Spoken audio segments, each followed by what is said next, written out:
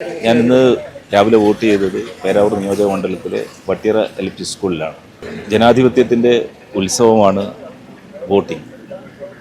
അതുകൊണ്ട് തന്നെ കേരളവും ഭാരതവും വലിയ അളവിൽ അതിൽ പാർട്ടിസിപ്പേറ്റ് ചെയ്യാറുണ്ട്. ഈ വോട്ടിങ്ങിൻ്റെ ഒരു ഏറ്റവും വലിയ പ്രത്യേകത എന്ന് പറയുന്നത് ജെൻസി ഗ്രൂപ്പ്.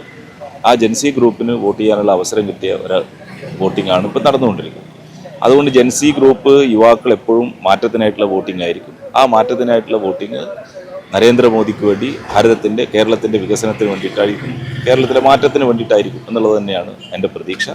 അതുകൊണ്ട് വലിയ വിജയപ്രതീക്ഷയാണ് തലശ്ശേരി നിയമസഭാ മണ്ഡലത്തിലെ സ്ഥാനാർത്ഥി എന്ന നിലയ്ക്ക് എനിക്കുള്ളത്. കഴിഞ്ഞ 24-25 ദിവസം കേരളത്തോടും തലശ്ശേരിയോടും പറഞ്ഞത് മാറാത്തത് മാറും, തലശ്ശേരിയും മാറും എന്നുള്ളത് തന്നെയാണ്.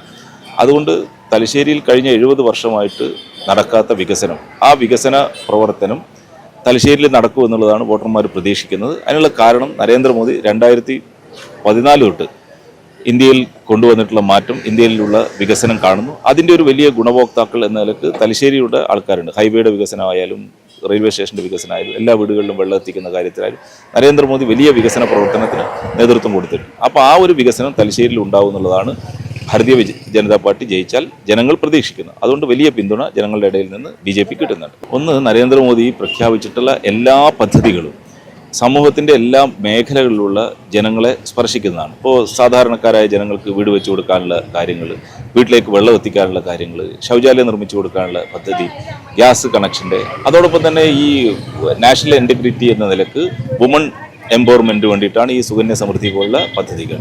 ബേട്ടി ബച്ചാവോ ബേട്ടി പഠാവോ.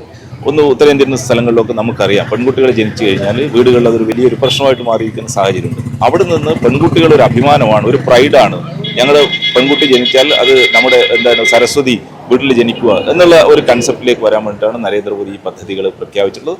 അതുകൊണ്ട് സ്ത്രീ വോട്ടേഴ്സ് വളരെയധികം ഒരു പിന്തുണ നമുക്ക് കേരളത്തിൽ തരുന്നുണ്ട്. കേരളത്തിന് പുറത്തും സ്ത്രീ വോട്ടേഴ്സ് BJP യെ പിന്തുണക്കുന്നുണ്ട്.